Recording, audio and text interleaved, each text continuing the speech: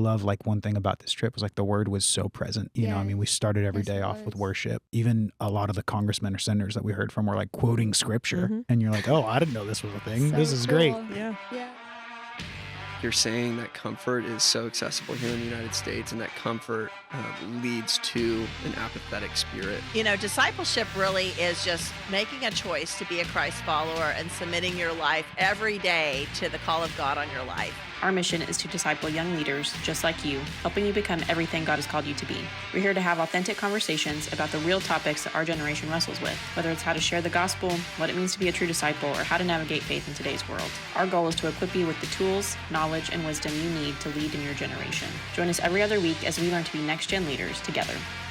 Welcome to the 1630 Show. I'm your host, Abby Ralph. We are a discipleship ministry developing next-gen leaders just like you to grow and thrive in the calling God has placed on your life. We want you to understand your identity in the Lord, walk with you as you discover God's calling, and send you out on mission as the leader God calls you to be. Together, we can pray, vote, and engage to leave a lasting impact on our nation. Today, we are joined by not one, but two special guests, Ronnie Slomkowski and Steffi Sam. This summer, we took 48 young adults on an incredible trip to Washington, D.C., and these are two of our young adults that joined us this summer. They're joining me today to share their experience of the trip and how it impacted their life. Ronnie is 26 years old and from Texas. He is a business owner and aspiring financial advisor with a passion for faith, leadership, and civic engagement. He is active in local ministry and young adult leadership, committed to helping others grow spiritually and personally. Steffi is 18 years old and from Texas. She is a freshman at Oral Roberts University. She loves traveling and music, using her gifts and talents to glorify God. But most of all, she wants to bring the authenticity and simplicity of a walk with Jesus wherever she goes. Let's listen in on my conversation with Ronnie Slomkowski and Steffi Sam. Well, Ronnie and Steffi, I'm so glad that y'all are here today. We had our amazing Washington, D.C. trip this summer, and so I'm excited to pick y'all's brain a little bit and hear what your experience was. So thanks for being here. Of course. Yeah, thanks for having us. Awesome. Well, I'd love to start off just hearing about why did you even apply to begin with? What got in your head to say, you know what, this is something I would be interested in going on? Right. I had a friend reach out to me, and she knew I was doing, getting involved in some political things. But I honestly was a little nervous at first because I thought, professional and just like, okay, I don't know anyone who's going. But I just felt the Lord saying that I want to get my hands dirty and really, get out in order for, calling or things that you want to do. It can't just be a mindset, but be an action. So, yeah. And I'm obviously grateful and so glad I did. But That's so good. That's awesome. Yeah, similar situation. I was hanging out with a friend that was like already on the trip, and he just shared a little bit about it. He was like, yeah, I'm going on this thing this summer. So I asked, I was like, hey, like, you got any more information on that? He's like, yeah, sure. Like, I'll send you the link and see like what happens. And obviously, like, pretty much everybody on the trip feel like some sort of pull eventually into like that political sphere. Yeah. And so just, I think when we talked on the interview, I told you, I was like, yeah, I'm just applying, whatever happens, happens. And obviously it worked out and it was a great time. But like, I just kind of stumbled my way into it. Yeah. Looking back, obviously the Lord had his hand in all that, but yeah, totally. Was it what you all were expecting going into it? Like, is what you kind of had in your head when you applied and then were accepted? Is that what ended up happening, you feel like, on the trip? Yeah, I don't know that I had a ton of expectations. Just like kind of the way things played out with me even ending up like applying when I did. And then I know like a lot of people say their life gets busy and stuff, but like it literally was just a season of like, oh my gosh, this trip just snuck up on me and we're like a week out and I was like, oh, I guess we're going to DC. Yep. So no, that's exactly. Yeah, I don't know that I had time to think about what it was going to be like, or at least didn't take the time. So I kind of came in no expectations, and obviously was blown out of the water. I don't know what your experience was. No, mine was super recent, as well, Abby knows. But again, it was just so Lord ordained in it, and honestly, I wasn't expecting it in the best way possible because I just thought. I didn't expect the people just to be so open and so nice and just so willing to, get to know each other. Yeah. Yeah, that's awesome. Well, I loved that we had so much diversity on this trip, just in terms of like background, different denominations, ages, right? We take 18 to 30-year-olds. That's a wide range. Yeah. There's a difference between an 18-year-old and a 30-year-old, right? Just a little bit. Just a little bit. But everybody just really seemed unified. And so just what was it like from y'all's perspective being with 47 other believers. We took 48 young people from 21 different states. So, I mean, what Yeah. was it like being with 47 other like-minded believers in that space in our capital? I mean, the best way to describe it was just taking a little part of the church, Mm. you know? And it's, again, what you said, the diversity of, like, the backgrounds in the churches, I think is just incredible because there's so many different passions that are brought to the table, which really create the church and resembles what the church is supposed to be, especially in our young generation. Yeah. So it's really cool. Mm. Yeah, would echo what you're saying. Yeah. I mean, I think back on even just like a particular conversation I had with someone on the trip, and I won't share all the details, but like we got talking, found out we very much disagree on some theological things Mhm. that like at the end of the day aren't salvation based, aren't any of the like, oh my gosh, that's a hill I need to die on. Even though we've seen a ton of people die on this hill in recent days. And we just had like an honest conversation. It was like, well, we're still friends. I'd still love you, like same team. Which is just like so in tune with what the Lord's been doing, at least what Mhm. I've been seeing the Lord do the past handful of years, and like actually assembling the body. Yeah. Right. And you hear the example of like, you can have all the parts of a car in a garage. It doesn't make it a car Right. until it's assembled, you know? And so I think even past gathering different denominations, different backgrounds. I mean, I had like 3 different conversations with one of the great guys, I think it was from Florida, who's Orthodox. And I know like nothing about that. And so it was just fun picking his brain and being Yeah. like, oh, what do you believe? Well, why do you Yeah. believe that? Yeah. You know? And then rallying around the same cause, being in the same room and praying with those people, and really seeing like an assembling of the body more so than just like, oh, we all got past our differences, but like, no, like Yeah. I genuinely care for these people now. Exactly. Yeah, no, that's so good. Mm. Yeah, I mean, I love that we all come together for such an important cause all at the same time, right? Like, Yeah. we're all there because we all love the Lord Mhm. and we see that we need him in our nation. Yeah. We need him to be back at the center of things. Yeah. And we all I think all of you are genuinely very strong leaders that are going to make a big impact. And I think it can be really hard too if you are a leader, sometimes it can feel really isolating. And so I'm so glad that we had that time for y'all to be able to kind of bond with each other, get to know people that, Sure. maybe you're one of the 18 that we took from Texas, but maybe you're, we had one from Hawaii, one from Right. California, like Yeah. everywhere. All over. Yeah. Yeah. So I'm really glad that y'all got to experience that and that I got to be part of it too. It's just so incredible. Yeah. But also, I mean, so on the trip, just some things that we do, right? We go to the different monuments and we see different things around the Capitol, but we also get to hear from congressmen and from senators and Yeah. do prayer and worship, kind of all these things. It's kind of a variety. Like Bunny always describes it as, a conference and a trip and just kind of multiple things all in one. So what was that combination? Like, how did that impact you getting to combine all those things? For me, obviously, the Bible of the museum was the most incredible part. It was just so eye-opening, and I love that 1630 gives the opportunity for a lot of people to do that and see that for the first time.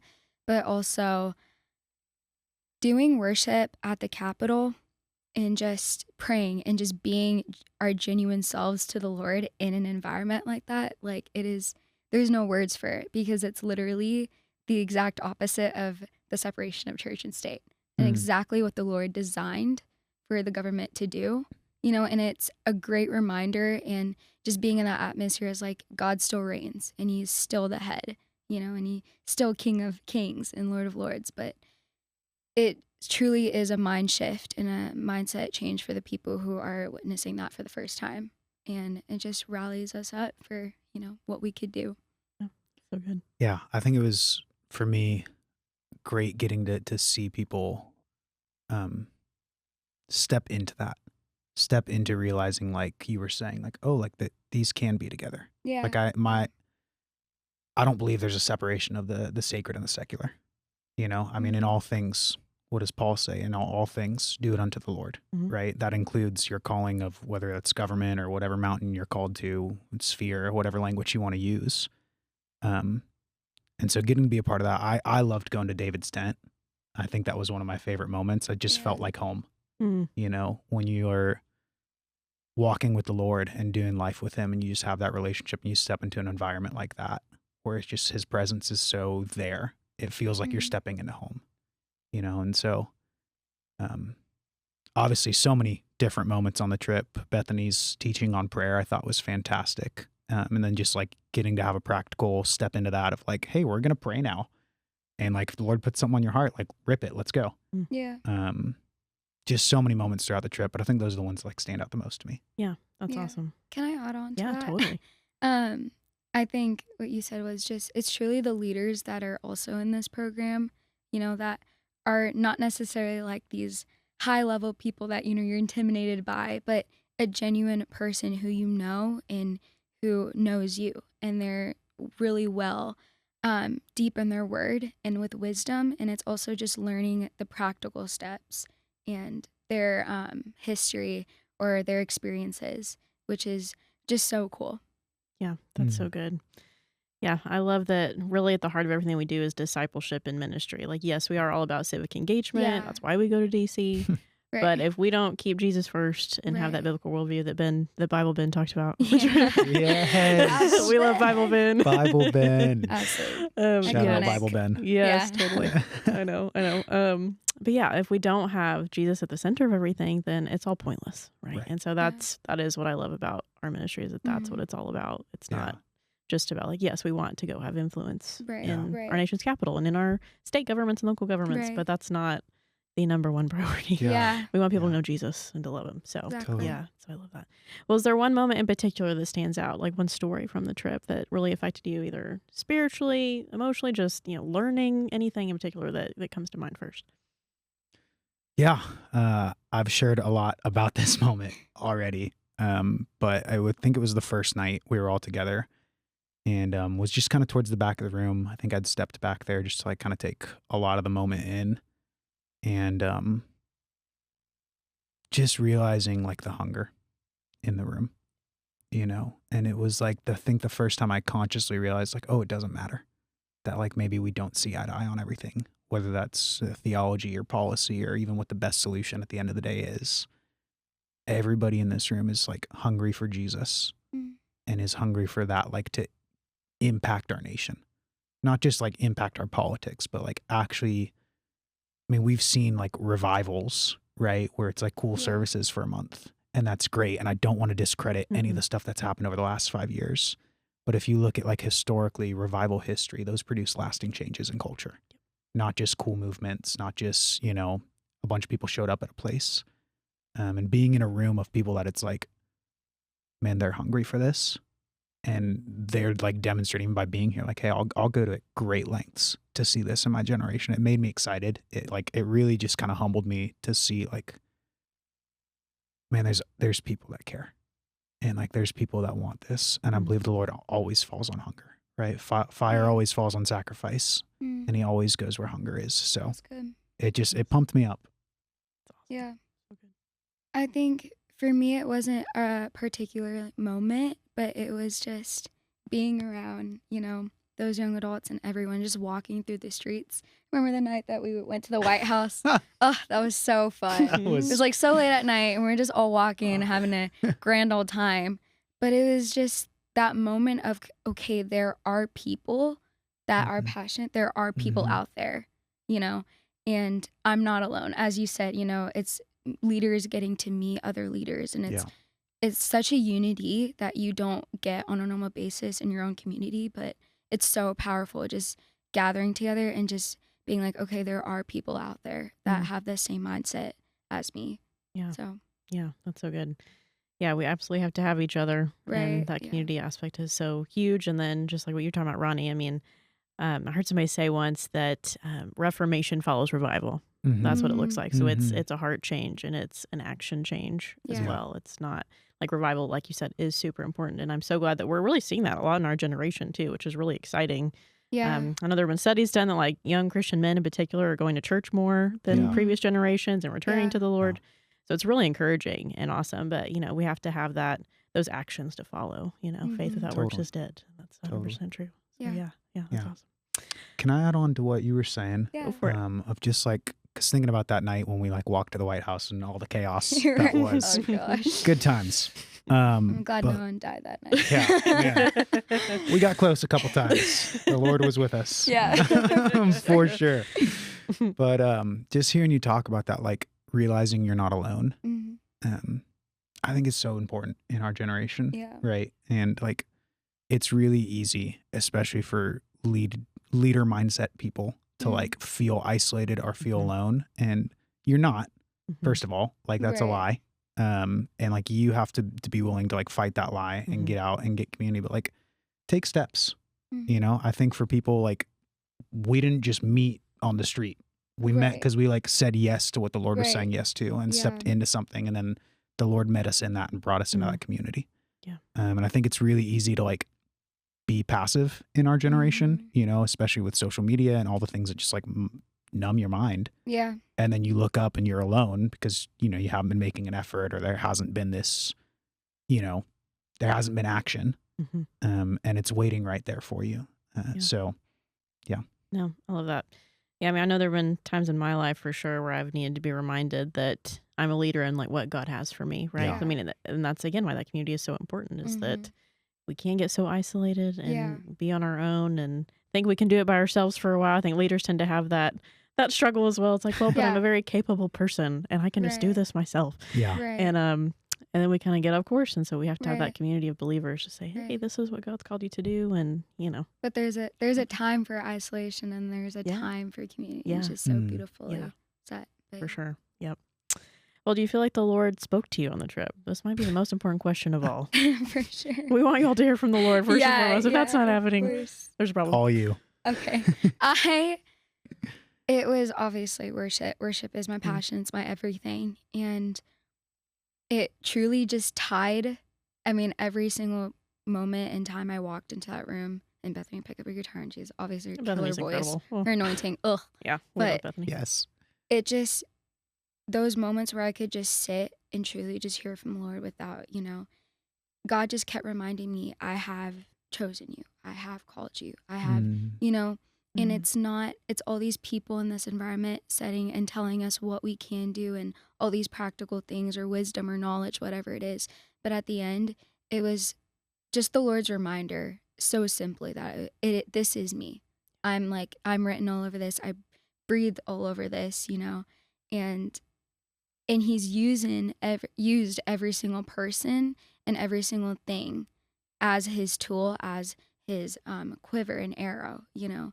And I think that really sums it all. There's nothing incredibly like specific or like profound, but it's just that he's all over it, you know? Yeah. So good. Yes. Love that, Steffi. Yeah. I got talking with Bethany, I think it was the second to last night. So shout out Bethany again. Yes. We got Bible Ben, we got Bethany. God, I mean, what a great trip of like the leaders that were on this trip, just like including I don't know you. what we would do without you. Yeah. I love you. No, but just even the volunteers that came along and like, you know, chaperone or whatever you want to call them. Just top to bottom, incredible people. Yeah. But I was talking with Bethany and it was the day I think that the day after she had done her teaching. And she asked me the same question. She's like, has the Lord spoken anything particular? And it was one of those moments where all I could say back is like, yes, but like it's too precious to share. You know, and we got talking just about how the Lord shares secrets with his friends.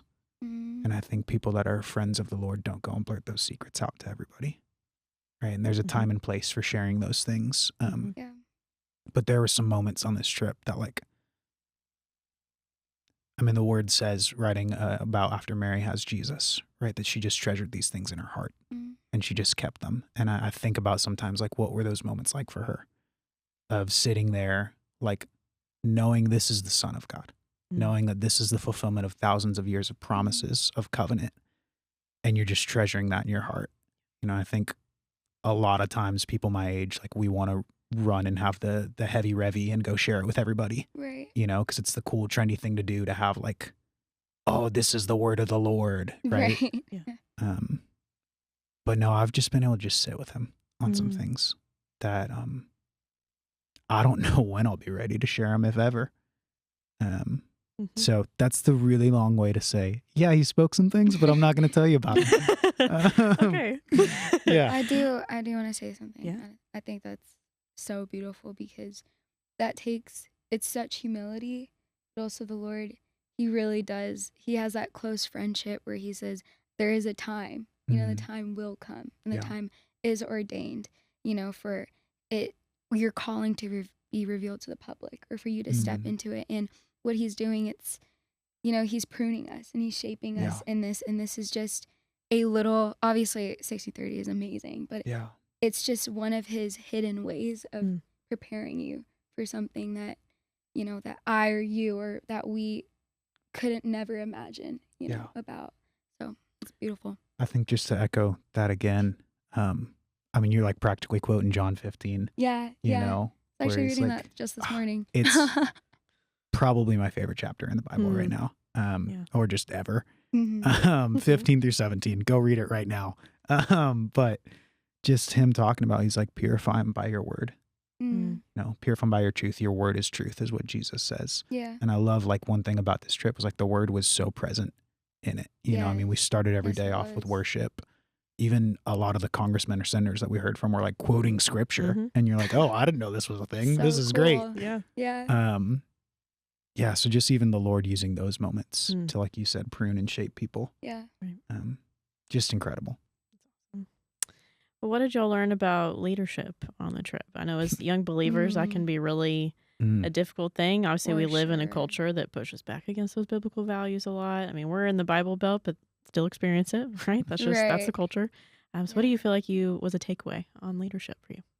For me, I didn't realize, or I don't think I've ever taken it seriously, but to just be so well educated on what you're passionate about, whether for me specifically, it was Israel, and I remember Bunny when she was talking, it is so important to know your information, especially against the world that can question you and all these, if you've read like Charlie Kirk, right? He can just spit back facts. And I think it's just so important to learn the depth and, just like practical things like the knowledge of evidence or whatever it is to fight back and really get, again, to our word and really know the truth and be able to answer back to those tough questions.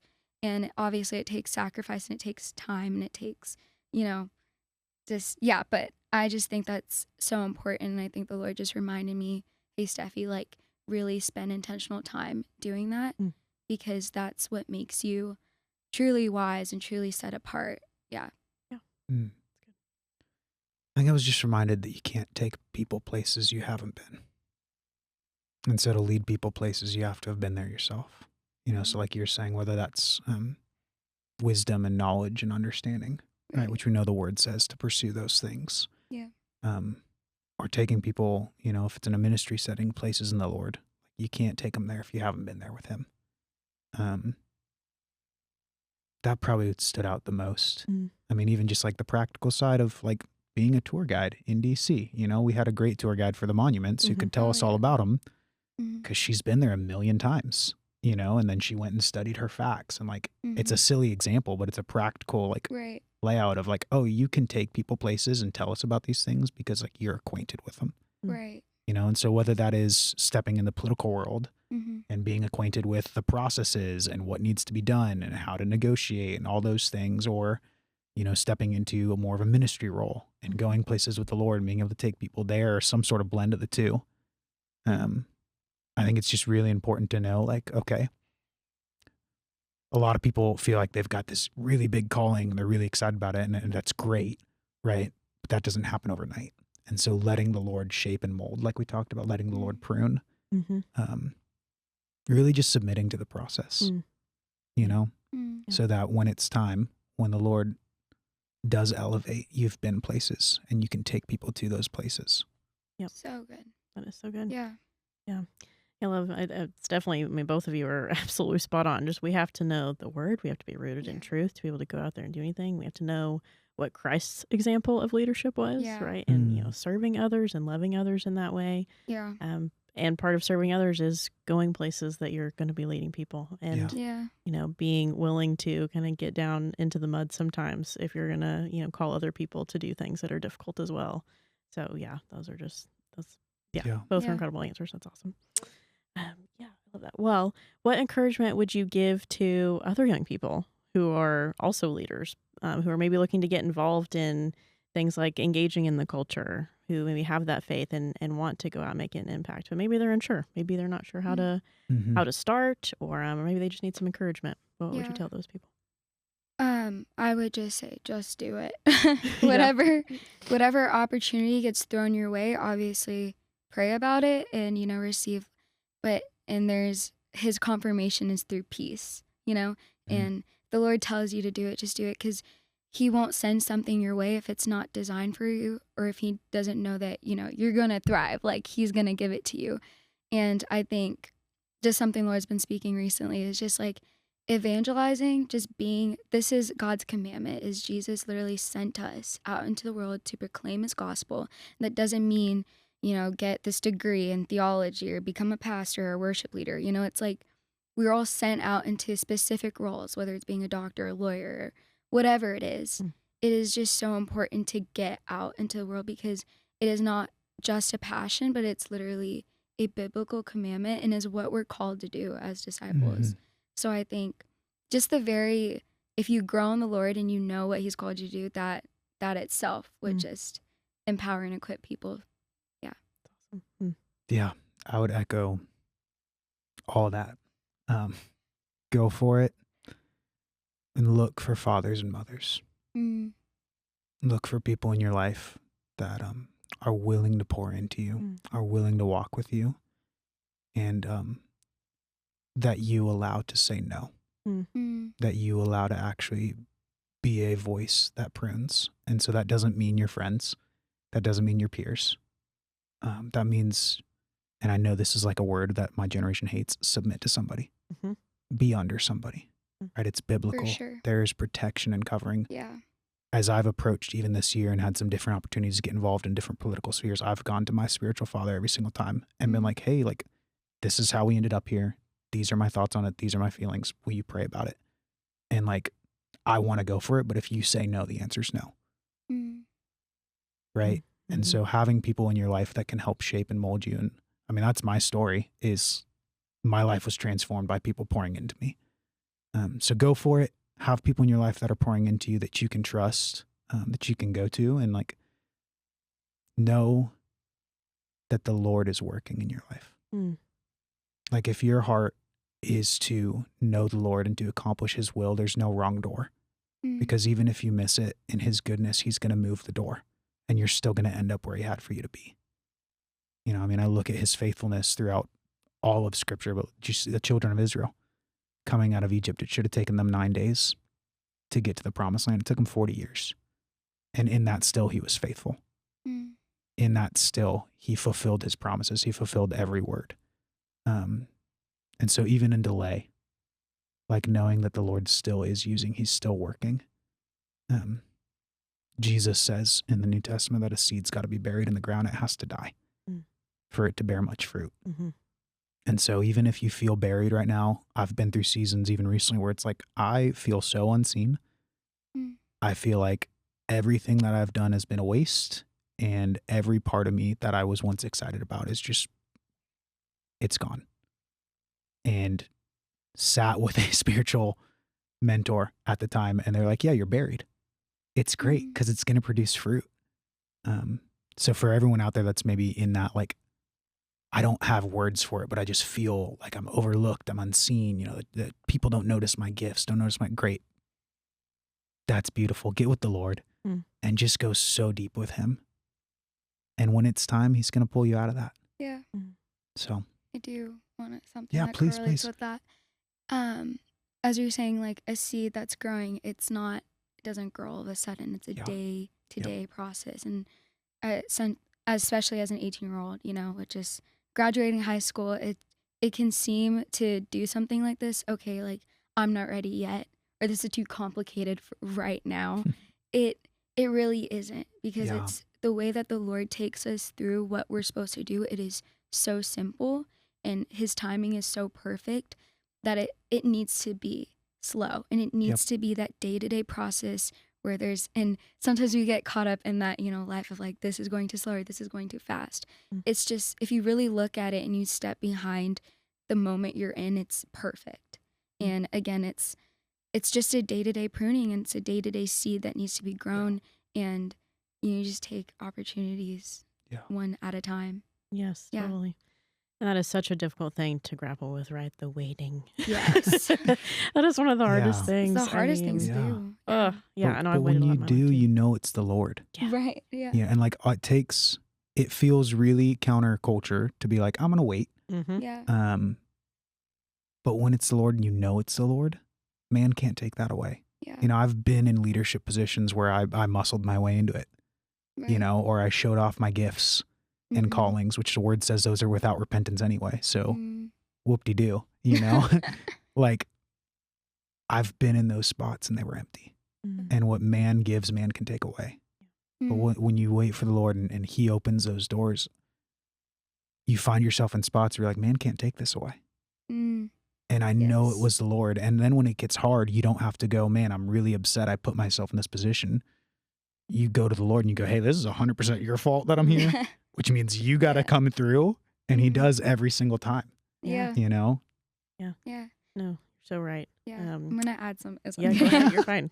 Just keep adding. We're just I going love to keep it. bouncing off each Yeah. other 2 hours later. We're Yeah, just, Abby, out of all right, Abby, there. you can talk Yeah. again. But I think there's truly nothing, again, like our generation is probably waiting is probably the hardest thing because Yeah. there's so much instant gratification. And honestly, you will never get a moment as close with the Lord as waiting Mhm. because, and then you honestly, if you let the days go by and you don't do anything with the waiting season, so you're going to get to the moment and you're going to say, I wish I would have used in that time more wisely. Or I Mhm. wish, you know, and then, and it's, again, it's so perfect. It's what I said before, but it's the timing so perfect, but you can never gain those moments back with the Lord because he's just so close in the Mhm. silence. Yeah. Yeah, I know there have been a lot of times in my life I've had to wait, and those were some of the most stressful. But like you were Yeah. talking about, I mean, it is some of the times where I feel like I was the closest to the Lord Mhm. actually, and so often He really just gives us the next right step. We Yes. usually don't get the full picture. No. Right? Sometimes you'll get little glimpses of like, yeah, this is what I've called you to do, but it's usually just okay. Here's the next right thing I need to do. Here's the next right thing, and it's just this Yeah. little process as we go, and He's that's so great. patient with us He too. is so Mhm. patient. So patient. And Doesn't make sense. I think I know for me personally, I'm sitting in a season of it's demanding intentional dependency. And I really feel like the Lord's pulling a lot of people, at least in my circle, into that. And I feel like a lot of our generation, Mm. where there's this invitation of like, hey, be dependent on me and be intentional with that. Yeah. So whatever that looks like for people, obviously it's going to look different, right? Mhm. It's my time with the Lord. It's not, you know, ours isn't going to look the same how you connect with him. But even just heading into 2026, you know, which is coming up right around the corner, believe it or not, it's So- crazy. I haven't processed anything from 2020. Right. And here we are in 2025. Yep. But leaning into the like, hey, I'm going to be dependent and I'm going to get with you and I'm going to get quiet. And for me, that's looked a lot of like, all right, I'm going to shut off my phone because it's distracting me and I'm going to get with the Lord and I'm just going to sit with him. And letting the Lord like mold this season, making it what he wants it to be. Mm. So encouraging. Yeah. Well, with the trip, how do you feel like it kind of stirred your excitement for what God is doing in our generation? Because I think he's doing a lot in our generation, but Yeah. I'd love to hear y'all's thoughts on that. What do you think he's doing and how did it excite you for what he's doing in our Yeah. lives? Can I jump in on this one? Yeah. Go ahead. I'm just super jazzed. Obviously, I light up with this question. But like taking everything that we've talked about and just like the Lord really is awakening a generation that has been raised on fake. And we don't want fake Mm. anymore. And like seeing that in that room, in that moment that I talked about, where it's like there's a hunger for Mm. real. And I see that in my day-to-day life with people our age, where it's like, okay, a lot of us were raised on social media, raised, you know, on Netflix more so than even sometimes time with like family, right? And there's so much microwave culture that when people in our generation encounter the real thing, like they go all in, right? And there is this, like you were talking about, this bringing back, there's no longer a separation of church and state because people are Mhm. so in for the Lord that it just Yeah. invades everything they do. Right. You know, so being in that room on that first night and like seeing the hunger, that just, oh man, I could get up and run around this room right now. I'm so excited Yeah. about it. Yeah. I think obviously it created just this, that's why this spark, this fire. It feels like your life, your soul, whatever it is, it's a fire pit and there's already like a little fire going. You come into an event like this and it's like the Lord's like pouring a whole 3 jugs of oil, right? And it's like burning. But I think, and it's so cool, and I think every Christian, every person needs moments like that where they realize like, okay, this is what I'm doing, this for this. It's just a beautiful picture. Honestly, a fraction of a fraction of a fraction of what the Lord really wants to do. But it's also the moments where you get out of that and you're like, Lord, how can I keep this fire going and not let it burn out because of high, but it just, again, it's moments like these where it just, what you said, it just sums it all up. It's like putting the bigger picture. And again, it's just the small little picture of what the Lord actually wants to do. It's so cool. Yeah. Yeah, I think we're going to see some really cool things in our generation. We're already seeing it, right? Yeah. But I mean, Right. it's just going to continue to grow. Yeah. And I've always been fascinated in Scripture by the generations and how important, like, when it talks about things being passed down from generation to generation, and just the tradition and the oral history, like all of those things were vastly important. And I think that we've kind of lost that in some of these previous generations. And so I think that we see the value in that and see the value in passing down what we know to other people, and making sure that we are those both spiritual mothers and fathers, maybe one day biological mothers and fathers who are going to pour into the next generation, but also our peers too. Yeah. And so I'm just really encouraged by what's happening and what I'm seeing. So it's incredible. Well, in the spring, we're doing our biggest event of all time. America Reads the Bible. It's going to be amazing, and I'm so excited for it. And we're going to do a Gen Z summit in the midst of all of this, which is wild, but it's going to be incredible. We're going to have, way more than 50. We're about 50 of you all, but there's going to be 150 to 200 on this one, gosh. which is going to be awesome. It's going to look different from our typical trip. The trip that you all went on was the third one that we've gotten to do, going to the monuments and Holocaust Museum, National Archives, all those amazing things, and hearing from congressmen and senators. But this one is going to be a little bit more in terms of, hearing the scripture read. We're going to have a whole Gen Z day of hearing the word read, and then do a summit of just hearing different speakers and having prayer and worship. And so it's going to be really incredible. But just from y'all's perspective, like, are you excited about this kind of event? We're super excited. I know. I can't wait. And what are you, what do you kind of hope comes out of this event? How do you see this affecting people? Words cannot explain what this I feel like this is just a huge... My worship pastor said, punch the devil in the teeth or kick the devil in the teeth. And this is what that is. This is literally like saying, enemy, you literally cannot have God's nation. This is his. And doing something like that has never been done before, it not only tells the enemy, but tells the world that, hey, we're going to take, God's place, God's country back. And remind every single person that is in this country that this is the Lord's, and that his word will always be the foundation of how it was built. And again, it's just, I can't wait to see the faces of every Gen Z, or just the gathering. I mean, like, words literally cannot describe how the Lord is going to show up, and how it's just the beginning. Like, I think this event is just gonna fly open doors for so much, and especially for the leaders that also were kind of scared to do something like this, or people who kind of took a step back, is gonna give them the encouragement and the confidence to do more things like this. And I just know that it's just the beginning. Yeah. Super jazzed. Yeah. I mean, the word literally says, like, the word can't return void. So you just think of what's happening, like, spiritually, like sowing that into DC, sowing that into our country. I know Bunny's talked a lot about Nehemiah, and like looking at the scriptural parallels of like rebuilding a destroyed nation, right? And I mean, you honestly take stock of our nation and like morally in ruins, right? And rebuilding that with this reading of the word, like we see in the word with Nehemiah, and the rebuilding of the temple, the rebuilding of the walls. So I'm so jazzed that we're doing this. The word, also says that, like, trying to find the words to even express how excited I am. Yeah. But yeah, like, it can't return void. Like, something is happening in that moment. And I believe it is a partial fulfillment of Scripture. I mean, it literally says that in the last days, the knowledge of God will cover the earth as the waters cover the sea, right? And the kingdoms of this earth shall become the kingdoms of his Son and his righteousness, right? And like, this is literally words in the Bible. Like, God wrote this. Yeah. So that's going to happen. And we're getting to see that of like our kingdom, our nation, like actually coming back to these roots of, when you look at why even pilgrims came over in the first place on the Mayflower, right? It was to worship God.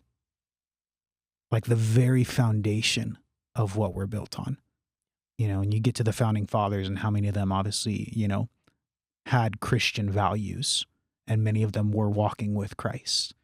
And even going throughout history of like start to finish, like what has kept us together through Civil War, through World War I, World War II, all this was this, hey, like we're united around these values, which are rooted in the Word.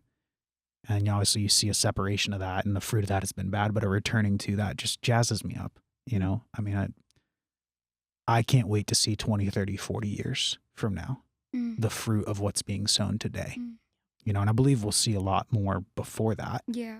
But I think the ripples of moments like these, right, a great event like these, but then also just those prayer meetings that are happening faithfully every single morning, you know, of churches around the country that just have committed like, hey, we're just going to ask God for help, and we're going to get before him, and we're going to cry out, because the Word says if we turn from our wicked ways and cry out to him, he'll heal the land, right? And you're already seeing that with, you know, we've got all these Planned Parenthoods shutting down, you know, with the big, beautiful bill that passes and defunds those in a huge way. And it's not perfect, but we're moving towards the Lord healing the land because of the seed that's sown. So, yeah. I just know that so many strongholds, you know, chains are going to break. And obviously there's, like David said, there's so many things going around DC that are partial, but this openness of just saying we're loud and we're proud and but truly, like, there will not be a single area for the enemy in it. And again, like, fear, like disease, whatever it is, has to flee in the presence of God. And no doubt God's going to show up. And it makes, this is that one event, that one prayer, you know, whatever it is, in those small little moments, it's not the big moment together, but it's everything I think that's going to happen throughout the day that is going to make all these hearts, all these souls surrender. And I can imagine the salvations. Yeah. Golly, the salvations that are going to come out of this, because obviously one saved soul, it could change the whole world. And yeah, it's just, there's, again, no words. I know. It's gonna be hard for me to help out because I'm gonna want to sit there and listen to Genesis through Revelation.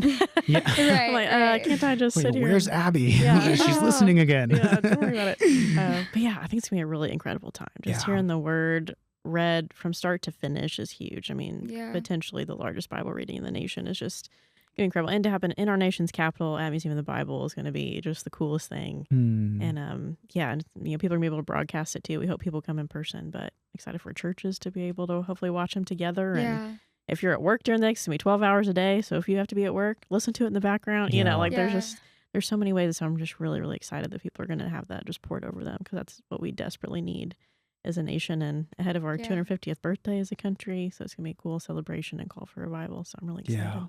Really, really excited.